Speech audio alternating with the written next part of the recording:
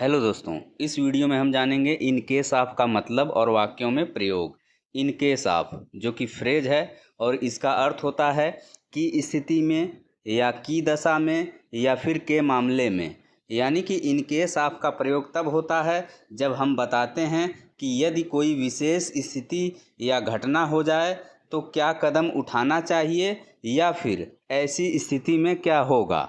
अब हम जानेंगे इन केस ऑफ का सेंटेंसेज में प्रयोग। तो first example, in case of fire call the fire brigade, यानी आग लगने की स्थिति में फायर ब्रिगेड को बुलाओ।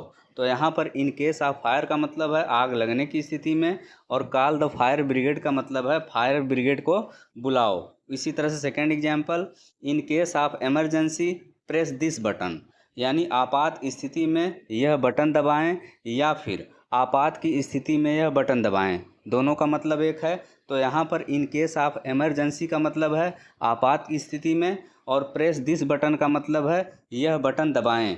इसी तरह से third example, in case of rain the match will be cancelled, यानी बारिश की स्थिति में मैच रद्द कर दिया जाएगा। तो यहाँ पर इन केस ऑफ रेन का मतलब है बारिश की स्थिति में, और the match will be cancelled का मतलब है मैच रद्द कर दिया जाएगा।